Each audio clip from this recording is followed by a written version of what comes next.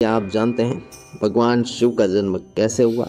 ये रहस्य इतना गहरा है कि इसे बहुत कम लोग जानते हैं।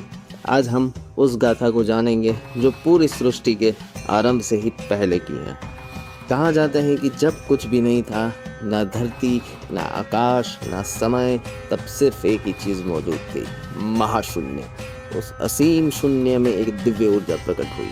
उस ऊर्जा को आदि शक्ति कहा गया और इसी आदि शक्ति ने एक तेजस्वी प्रकाश स्तंभ उत्पन्न किया। वही प्रकाश अंतहीन था। ऊपर कहा जाता है कोई नहीं जान पाया, नीचे कहाँ समाप्त होता है ये कोई नहीं समझ पाया। उस अनंत प्रकाश को ज्योतिर्लिंग कहा गया। यही शिव का पहला रूप माना जाता है। रूपहीन, आकारहीन, न जन्म न मृत्यु। यही कारण है शिव को अजन्मा कहा गया है। शिव किसी माता पिता से उत्पन्न नहीं हुए, वे स्वयं प्रकट हुए शाश्वत ऊर्जा के रूप में। समय बीतता गया। आदि शक्ति ने सृष्टि को आगे बढ़ाने के लिए दो शक्तियों को उत्पन्न किया। एक ब्रह्मा जो सृष्टि के रचयिता है और दूसरे विष्णु जो सृष्टि के पालनहार हैं। लेकिन दोनों में से प्रश्न उठा, हम में से श्रेष्ठ कौन है?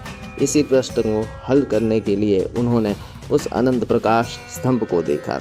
विष्णु उसके मूल को खोजने नीचे गए और ब्रह्मा उसके शीर्ष को खोजने ऊपर गए। हजारों वर्ष बीत गए पर कोई अंत नहीं मिला। तभी एक दिव्य स्वर गूंजा, इसी अनंत प्रकाश का कोई आरंभ और अंत नहीं, यही शिव है।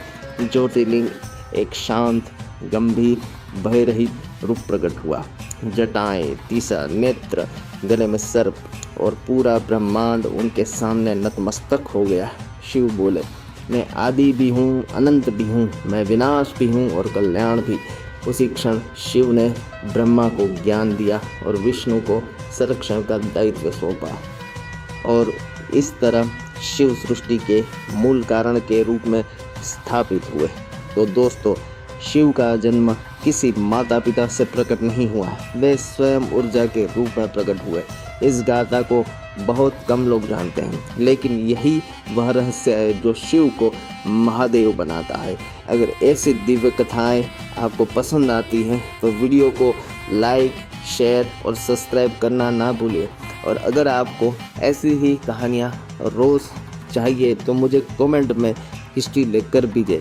आपका बहुमूल्य समय देने के लिए खूब खूब धन्यवाद।